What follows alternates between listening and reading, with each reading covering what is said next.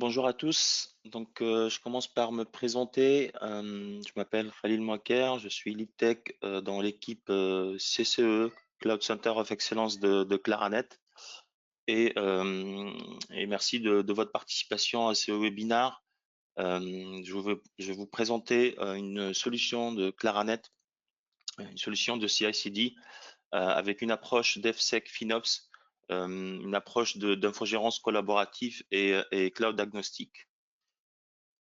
Donc, je commence déjà par parcourir ensemble l'agenda, enfin le déroulement de ce webinaire.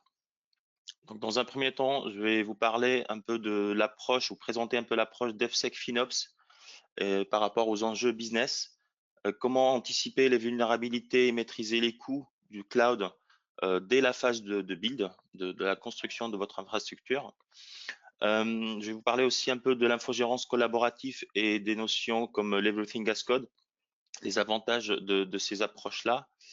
Et puis après, je ferai une petite démonstration de la forge CI/CD que nous avons mis en place avec l'utilisation de l'outil Azure DevOps pour répondre à ces enjeux business et à ces besoins clients. Et à la fin de ce webinaire, je ferai un petit récap des avantages et des inconvénients de cette solution. Donc, commençons d'abord par définir ce que c'est le DevSec FinOps. Le terme DevOps, c'est certainement quelque chose qui vous parle. Donc, c'est un ensemble d'outils et de processus pour rapprocher au maximum les deux mondes, le monde de développement et le monde d'opération, pour faciliter l'échange et le travail collaboratif entre ces deux acteurs très importants dans la vie d'un projet. Le DevSec FinOps, c'est en fait venir ajouter à ces notions ou ces processus de développement opération d'autres notions et pratiques et process qui couvrent la partie sécurité et la partie finance, le contrôle de la finance et le contrôle du coût de votre infrastructure et de votre projet. Donc voilà, donc c'est la combinaison en fait de ces quatre points très importants, de ces quatre domaines, le développement, la sécurité, la finance et les opérations. Et aujourd'hui, je vais vous présenter un outil que Claranet a mis en place pour permettre d'avoir ce processus et faciliter, automatiser au maximum les processus et les actions nécessaires pour couvrir ces quatre volets. Donc, commençons d'abord par l'enjeu business. Pourquoi on a étudié ce point-là? Pourquoi chez Claranet, on a travaillé sur ce sujet? En fait, tout a commencé avec des remontées de nos clients sur différents points. Donc là, je vous partage quelques verbatim clients en fait qu'on a entendu et que le client nous a partagé. On a par exemple des clients qui nous disent nous le client utilise pas un seul cloud public uniquement, mais ça peut être deux clouds publics, voire trois. Ça peut être une partie des applications du client qui sont déployées sur Azure, d'autres qui sont sur AWS, ou les deux en même temps. Il y a des clients aussi qui nous demandent de les accompagner dans la migration de ces applications vers le cloud public, mais qui n'ont pas encore fait le choix ou n'ont pas encore choisi définitivement vers quel cloud provider ils vont utiliser et aller de l'Azure, du GCP. Voilà, généralement c'est un point qui nécessite beaucoup d'études. Donc il y a ce besoin d'avoir un outil et une approche cloud agnostique qui soit indépendant du cloud provider public. Il y a d'autres clients qui nous parlent aussi de problèmes liés à la finance, le coût du cloud.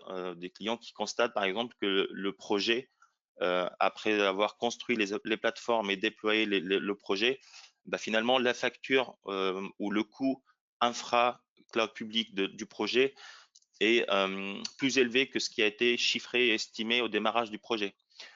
Ça peut être aussi lié à des erreurs de configuration. Une erreur de configuration par quelqu'un ou dans l'équipe ou par un intervenant peut avoir un coût ou un impact très important sur la facture AWS ou la facture Azure à la fin du mois.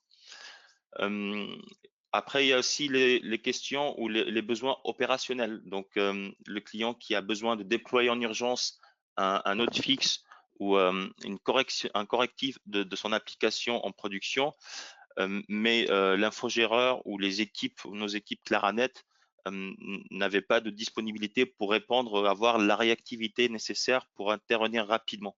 Donc là, c'est aussi un point sur lequel on travaille pour essayer de donner un peu plus d'autonomie aux clients pour pouvoir aussi intervenir rapidement sur ces applications, sur ces plateformes, s'il y a besoin d'intervenir très rapidement et corriger un problème. Et puis après, il y a les points qui sont liés à la sécurité. Donc, l'audit de sécurité annuel, par exemple, qui permet de constater qu'il y a des soucis de sécurité dans l'infra qui n'ont pas été identifiés très rapidement. Il y a aussi tout ce qui est lié à la vie d'un projet et contraintes business qui, des fois, poussent le client par des fautes de temps et par des contraintes de temps fortes d'aller ou de mettre en production son application sans avoir eu le temps de faire l'audit de sécurité et le contrôle de sécurité nécessaire avant. Donc voilà, tous ces points-là nous ont poussé à avoir cette réflexion et à étudier une solution pour répondre à ces besoins. Donc, le besoin client qu'on a pu identifier à partir de ces verbatim clients, c'est le besoin d'avoir un outil capable de faciliter l'adoption d'un système d'infogérance collaboratif pour donner plus d'autonomie aux clients sur certains points opérationnels, mais aussi sur la gestion et de l'infrastructure du client. De pouvoir aussi avoir un outil qui permet de créer des plateformes du client indépendamment ou qui gèrent plusieurs cloud providers et pas uniquement AWS ou Azure. Et aussi de pouvoir avoir les outils et les processus nécessaires pour avoir un coût, un contrôle de coût facile et faciliter ce contrôle de coût et pouvoir aussi prévenir les surcoûts de l'infrastructure cloud. Et aussi le dernier point qui n'est pas le moins important, au contraire, c'est souvent parmi les points les plus importants, la sécurité, c'est comment avoir le moyen de détecter rapidement et très rapidement et efficacement les vulnérabilités de sécurité liées à l'infrastructure et liées à votre infrastructure qui est déployée dans le cloud.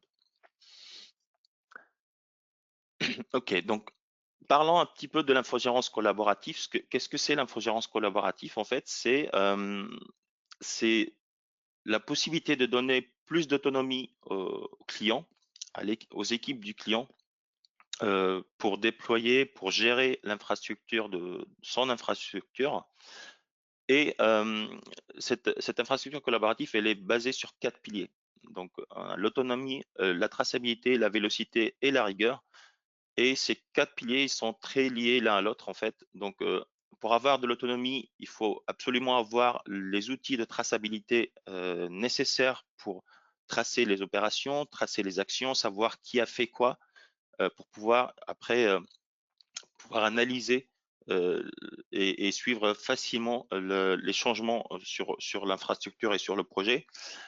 La traçabilité aussi permet aussi d'avoir un niveau de rigueur, le niveau de rigueur attendu sur ce genre de projet, et ce qui permet aussi d'accélérer la vélocité et de donner au client la possibilité de déployer plus rapidement ses fonctionnalités, de donner ou d'implémenter des fonctionnalités avec une vraie valeur business pour ses clients, et de pouvoir s'affranchir des contraintes opérationnelles et des contraintes de ressources, des fois aussi sur les déploiements et la gestion de l'infrastructure.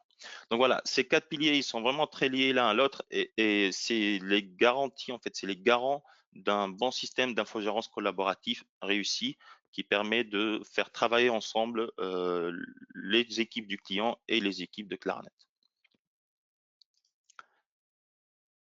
Autre notion et autre approche très importante aussi dans cette démarche, c'est l'Everything as Code. L'Everything as Code, en fait, vous connaissez certainement la notion de IAC, l'infrastructure as Code.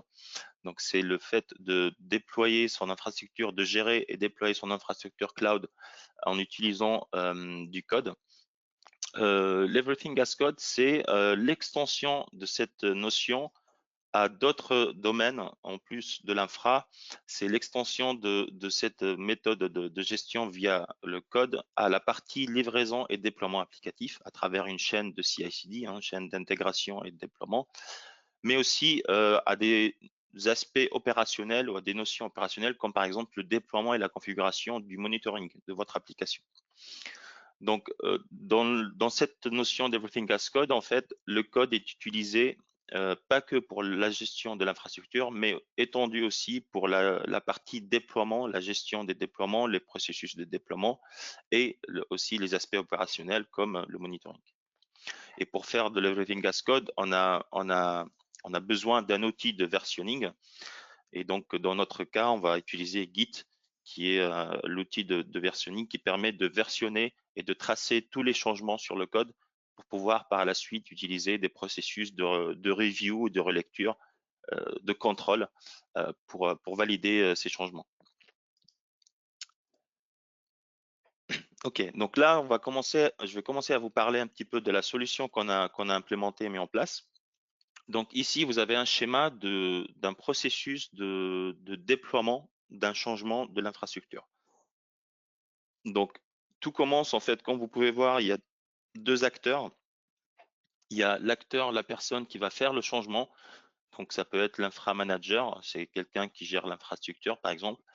Et il y a la partie approver, qui peut être quelqu'un de l'équipe Claranet qui travaille avec vous ou voilà, ou quelqu'un de votre équipe. Donc, en fait, on a deux types d'acteurs, mais ce rôle, enfin, les rôles, ils peuvent être inversés. Ça peut être, par exemple, quelqu'un de Claranet qui fait le changement et une personne de l'équipe de l'équipe du client qui valide ce changement, ou l'inverse. Voilà, le mécanisme est vraiment très flexible au niveau de la répartition des rôles en fonction du besoin et en fonction du souhait du client. Donc, on commence par un changement, donc quelqu'un qui fait un changement, une modification dans le code de Terraform. Enfin, dans notre cas, on utilise l'outil Terraform pour implémenter et gérer l'infrastructure. Donc, il fait un changement, il va pousser son changement dans un repo Git, dans un répertoire Git. Donc, on utilise dans notre cas le service Azure DevOps et notamment le service Azure Repo qui est le service de gestion de versionning Git proposé par Azure DevOps. Donc, il fait un changement, il va pousser ce changement dans l'Azure Repo, il va créer une merge request, donc une demande de merge. Donc, à la création de cette demande, il y a tout un processus de validation qui va se lancer automatiquement, qui va permettre de valider automatiquement certains points comme ici, on commence par valider le code Terraform lui-même, s'il est valide, s'il est compatible, s'il n'y a pas d'erreur, s'il s'intègre bien avec ce qu'il y avait déjà, avec l'existant ou l'infra existante. Et puis aussi, on vient ici ajouter deux étapes supplémentaires. Une étape qui permet de vérifier le coût, enfin l'impact en termes de coût de ce changement, et aussi de vérifier la compatibilité en termes de sécurité.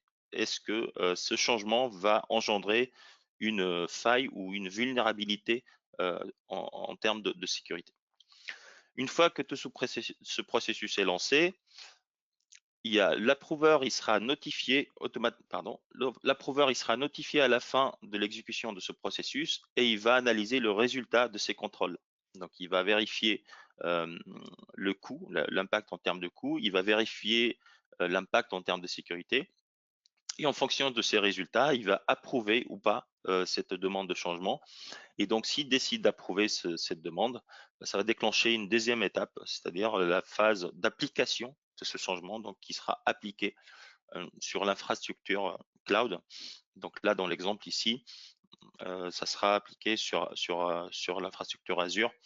Donc pour la démo, on va voir ça plus tard, mais on a pris un cas d'une application web simple qui sera déployée à travers ce processus à la fois dans Azure et dans AWS. Donc c'est pour vous montrer aussi la notion de cloud agnostique de l'outil et ce qu'elle permet, enfin elle permet de déployer une application web à la fois sur Azure ou sur AWS. Ici, dans ce processus, donc il y a tout ce qui concerne la partie applicative, le déploiement de l'application, mais comme vous pouvez le voir aussi, il y a la partie monitoring. Comme je vous ai dit tout à l'heure, on est sur une notion d'Everything as Code. Donc, le monitoring applicatif, dans notre cas, il est géré par SignalFX, c'est un produit de monitoring. Les règles de monitoring et ce qu'on appelle ici les détecteurs SignalFX, ils sont aussi déployés via du code et ils sont aussi automatiquement mis à jour à travers ce même processus. Et tout au long de ce processus-là et à chaque étape, on a les petits logos de Slack. En fait, il y a un système de notification qui permet aux équipes du client et aux équipes de Claranet de suivre facilement l'avancement dans chaque étape et de pouvoir intervenir rapidement s'il y a par exemple une étape qui est KO. Donc, on a vu un exemple de déploiement infra. Donc là, on va voir un exemple de déploiement applicatif. Pareil, donc on utilise le même outil Azure DevOps. On a un pipeline, dans ce cas, un pipeline dédié au déploiement de l'application. Et donc, on retrouve après le même mécanisme avec deux acteurs différents, deux rôles différents, le développeur et l'approuveur, le changement du code applicatif qui va être poussé sur le repo Azure DevOps et qui va déclencher un ensemble de tests. Donc, dans notre cas, puisque c'est une application, ça peut être des tests unitaires de l'application, ça peut être des tests de syntaxique de l'application. Et il y a aussi la phase de build qui va construire l'artefact ou le livrable applicatif pour pouvoir par la suite le déployer. Donc là, on est sur du Docker. Donc le pipeline, il va créer un container qui contient notre application. Et après, une fois que l'approuveur a validé l'ensemble de le résultat de ses checks, il va approuver la demande de merge request et ça va automatiquement déployer la demande dans le container dans le service de container du cloud provider. Donc, dans ce cas-là, on utilise le service AWS AppRunner, qui est un service d'AWS qui permet de lancer très rapidement et de déployer très rapidement des containers dans le cloud. Ok, donc là, donc maintenant on va pouvoir passer à la démo. Donc, je vais partager, changer d'écran. Voilà. Donc, là, on est dans l'outil Azure DevOps dont je vous ai parlé. Azure DevOps, pour rappel, c'est l'orchestrateur ou l'outil d'orchestration et d'intégration qui est proposé par Microsoft et par Azure en SaaS. Donc, c'est un peu l'équivalent de Jenkins, GitLab CI, etc. Et donc, pour commencer, je vais vous présenter les repos. Donc, on a plusieurs répertoires, plusieurs repos Git. On en a 3. Donc, on a le repo infra qui contient tout le code Terraform de notre infrastructure. Donc, pour la démo ici, pour notre cas, c'est divisé en deux. En fait, on a un répertoire pour l'infra AWS et un répertoire pour l'infra Azure. Ensuite, on a un repo pipeline. Donc ici, on va retrouver tout le code qui permet de créer les pipelines, ce que vous voyez ici, en fait, tout ce que je vous ai montré tout à l'heure, avec les différentes étapes, les validations, voilà, tous les processus.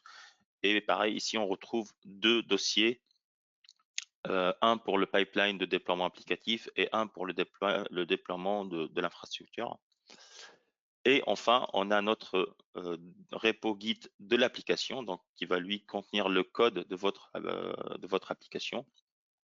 Avec voilà, donc ici on a pris un exemple très simple avec le fichier Dockerfile qui va permettre de créer notre container et va nous permettre de déployer ce container dans le cloud. Ensuite, je vais passer à la partie pipeline. Donc, vous montrer les pipelines. On en a 4. Donc, je vous ai parlé d'un pipeline de déploiement d'infra et un pipeline de déploiement applicatif. Et puisque dans notre démo, on gère 2 cloud providers, bah, en fait, on va trouver 2 pipelines par cloud provider. Donc, un pipeline AWS Infra, un pipeline Azure Infra, et la même chose, un pipeline d'application pour Azure et un pipeline d'application pour AWS.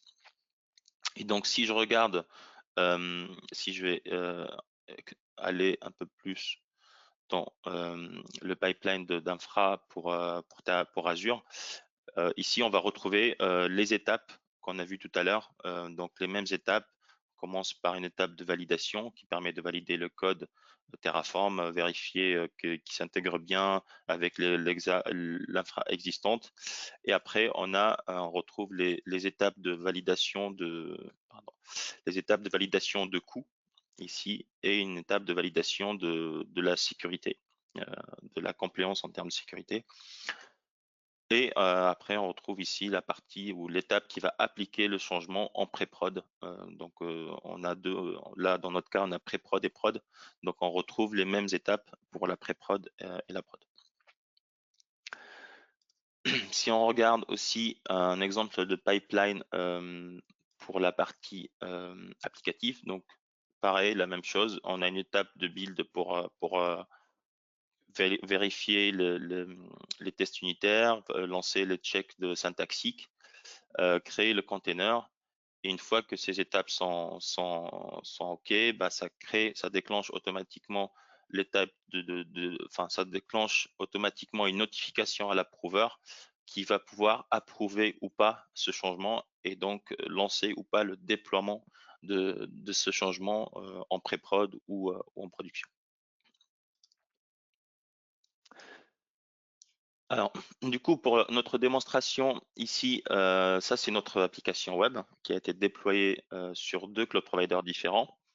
Donc ici, c'est l'application web qui est déployée dans Azure.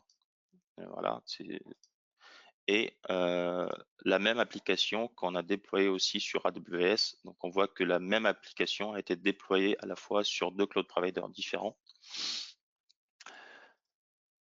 Et maintenant, je vais vous montrer un exemple de changement infra. Donc, ici, je suis développeur. J'ai besoin d'ajouter une base de données. Enfin, pas développeur, mais je gère plutôt la partie infrastructure. Je souhaite ajouter une instance RDS sur AWS pour créer une base de données. Je fais mes changements dans le code.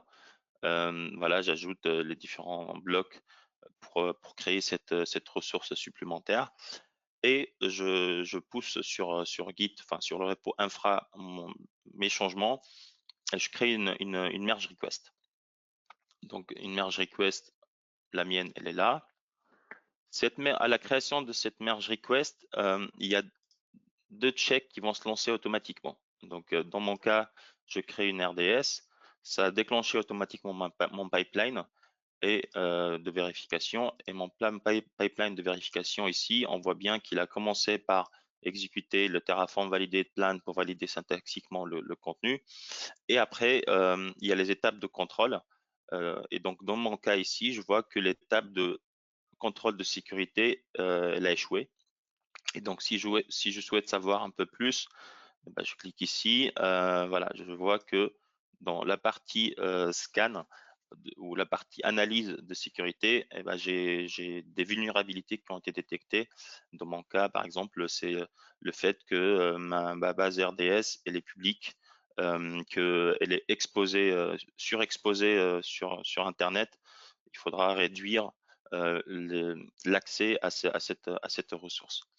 Voilà, donc on voit ici un exemple concret de la vie réelle. C'est j'ai besoin d'ajouter une ressource, je fais mes modifications dans le code, l'outil analyse mon code source et alerte sur des problèmes de sécurité ou sur des problèmes de coût.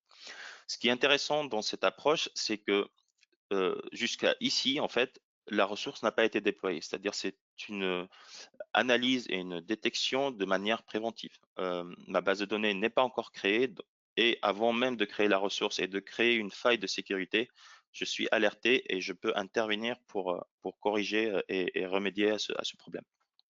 Donc ça, c'est l'aspect sécurité.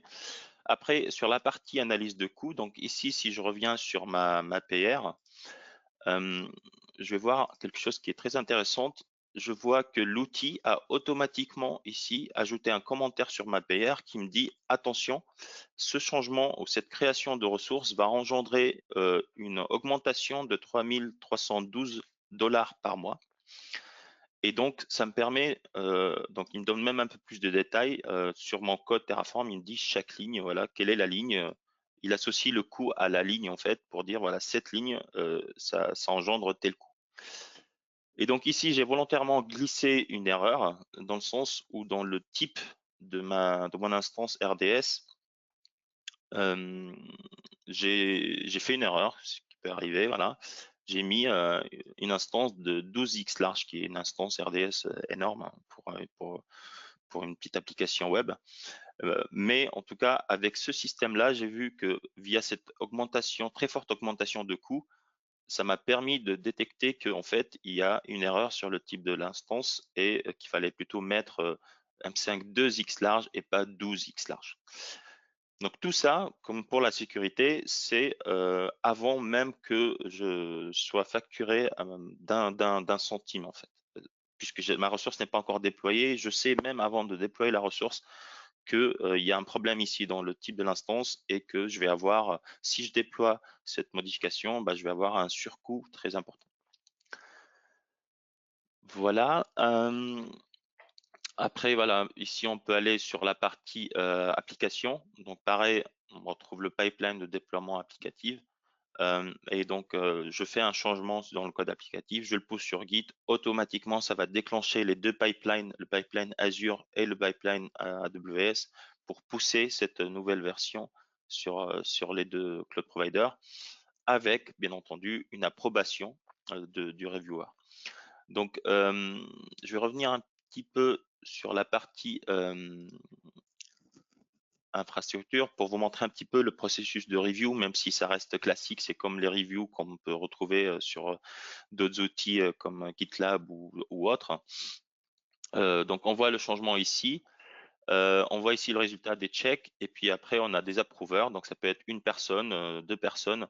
Ça peut même être, puisque là ici on a intégré des aspects, des notions de sécurité et de coût. Bah, on peut imaginer par exemple dans le reviewer, il y a quelqu'un de l'équipe sécurité qui va vérifier le résultat des checks de sécurité ou quelqu'un de l'équipe projet qui vérifie l'impact en termes de coût.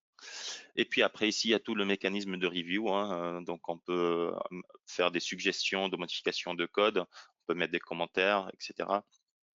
Et cette merge request ne peut pas être validée, ne peut pas être appliquée que par ces personnes-là et qu'une fois que toutes les remarques et tous les commentaires et les suggestions ont été traités et résolus. Voilà. L'autre notion dont je vous ai parlé tout à l'heure, c'est pareil avec le lien de l'Everything as Code. Notre monitoring est aussi déployé via cet outil et géré via du code. Donc ici, c'est un exemple de fichier qui permet c'est toujours dans le syntaxe Terraform, donc on utilise le provider Terraform de l'outil SignalFX pour déployer nos détecteurs dans l'outil et créer, gérer le monitoring de l'application. Donc ici, avec ce système-là, on peut imaginer par exemple donner plus d'autonomie à aux équipes du client pour pouvoir créer des règles de monitoring sur certaines pages web du site ou etc.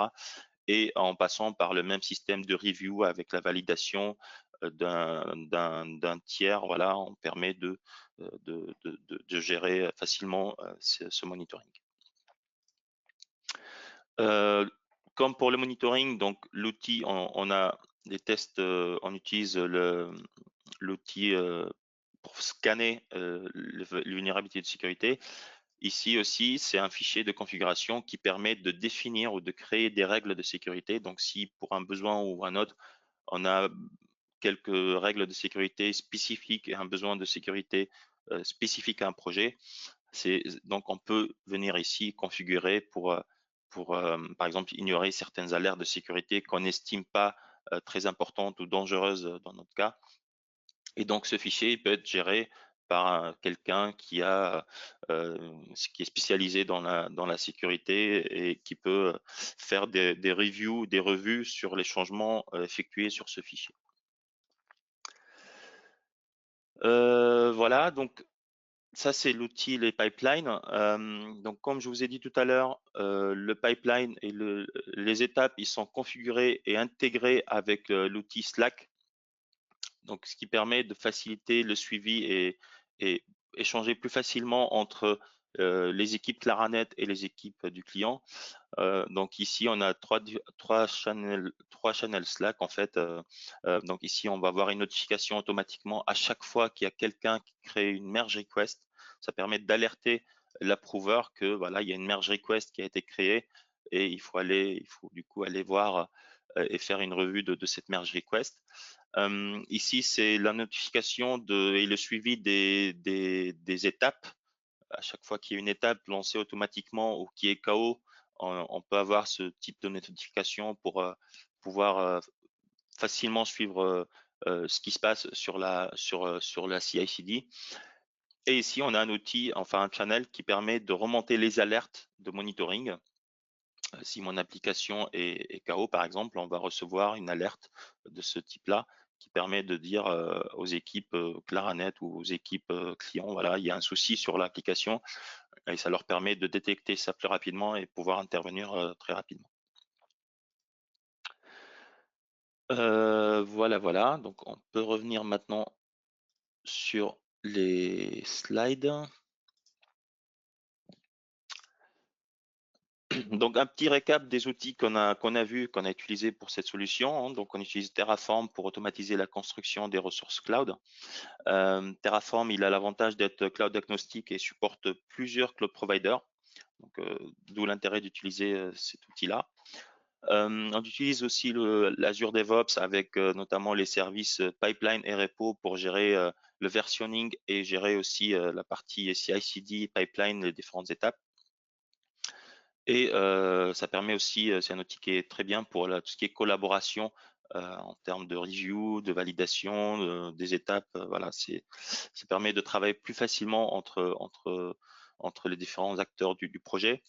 Et puis l'outil Slack aussi pour faciliter le suivi des changements et échanger facilement entre les différentes équipes, hein. Donc ça peut être les équipes du projet, mais ça peut être aussi les équipes de sécurité, les équipes FinOps, etc. Donc ici, je vais faire un petit focus sur les outils qu'on a utilisés pour gérer la partie sécu et la partie coût, donc tout ce qui est sec, FinOps, de DevSec FinOps. Donc on utilise un outil qui s'appelle Terrascan qui permet d'analyser le code Terraform de l'infra et ça permet de suivre les changements et de détecter les vulnérabilités de sécurité et les manquements à la conformité. Ce qui permet d'atténuer le risque d'avoir des vulnérabilités de sécurité avant le provisionnement des ressources. Et avec cette possibilité aussi d'ajuster le niveau de sécurité en définissant les règles. Donc, c'est le fichier que je vous ai montré tout à l'heure pour définir le bon niveau de sécurité adapté au projet. Donc l'autre outil qu'on utilise qui s'appelle Infracost, c'est pareil, c'est le même principe, c'est basé sur le code Terraform, c'est une analyse du code Terraform et en se basant sur le code et notamment le delta ou le diff du code, l'outil est capable de calculer, de faire une estimation de l'impact en termes de coût. Et l'avantage de ces deux outils, en fait, c'est qu'ils s'intègrent très facilement à des outils de CI/CD comme Azure DevOps dans notre cas, mais ça peut être aussi d'autres outils. Donc, pour récapituler, on va parcourir un petit peu ensemble les avantages et inconvénients de cette solution. Donc, les avantages, c'est que en utilisant l'Everything as Code, cette solution est facilement reproductible. On peut le déployer très facilement pour nos clients Claranet.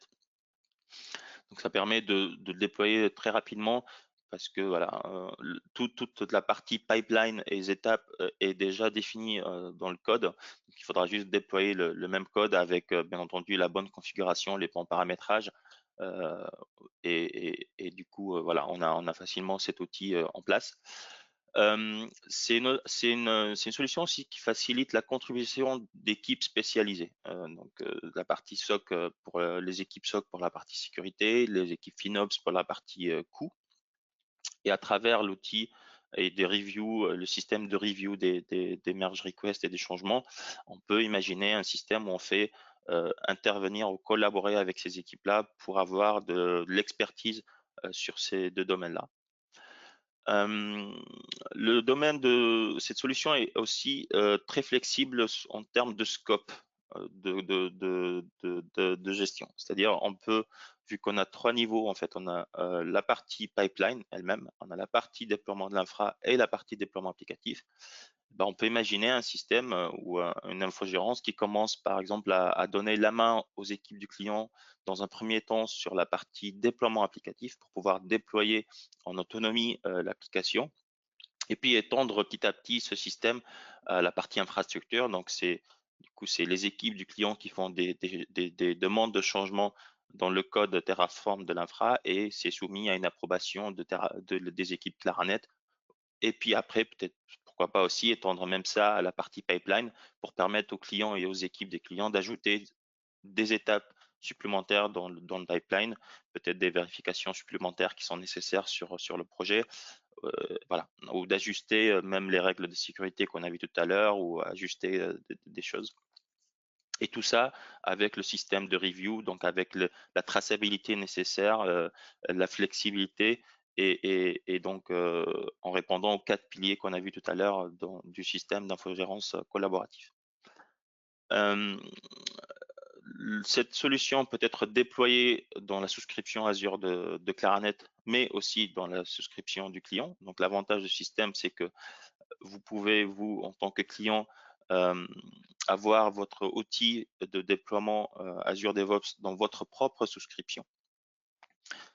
Et en utilisant aussi, l'outil utilise des outils standards. On parle de Terraform, voilà, c'est quelque chose, c'est un outil qui est très très documenté avec une très très grande communauté. Mais aussi Terrascan et Infracost, ils sont très bien documentés.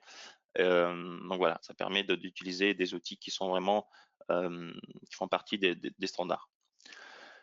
Les inconvénients ou les axes d'amélioration de cette solution, c'est donc là dans notre cas, on s'est focalisé sur l'outil Azure DevOps. Donc on a besoin d'avoir une souscription Azure DevOps Azure pour pouvoir déployer cette solution. Mais voilà, comme je l'ai dit tout à l'heure, les outils Terrascan ou Infracost, ils peuvent aussi fonctionner avec d'autres outils comme GitLab, comme Jenkins ou voilà d'autres outils de CI/CD. Mais du coup, vous pouvez appliquer la même approche, mais il faudra réimplémenter la partie pipeline puisque ici c'est implémenté pour l'outil Azure DevOps. Et donc c'est ce qui crée la forte indépendance de cet outil puisque toute la partie pipeline est basée sur cet outil-là. Voilà, on arrive à la fin de ce webinaire. J'espère que ça a été intéressant, que vous avez trouvé ça intéressant. N'hésitez pas à contacter vos équipes Claranet si vous souhaitez savoir un peu plus sur cette solution, si vous souhaitez creuser un point en particulier. Donc, n'hésitez pas à revenir vers nous et merci pour votre attention.